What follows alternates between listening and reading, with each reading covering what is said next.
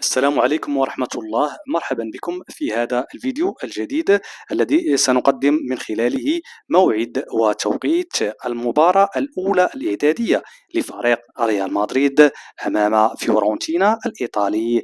المباراة ستلعب يوم السبت 1 غشت 2026 بالنمسا، بداية من الساعة 4 بالتوقيت العالمي، 5 بتوقيت المغرب الجزائر تونس، 6 بتوقيت ليبيا السودان فرنسا وإيطاليا، 7 بتوقيت مصر مكة المكرمة والعراق.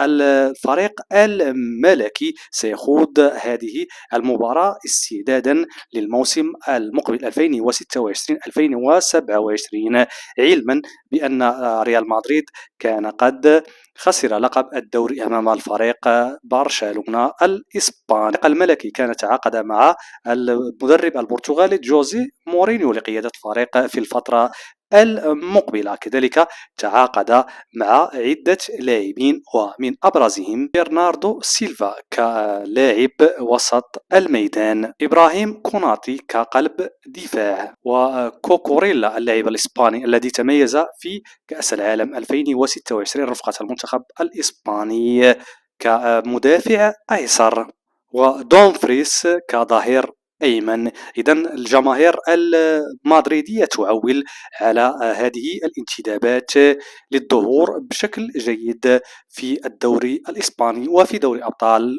أوروبا.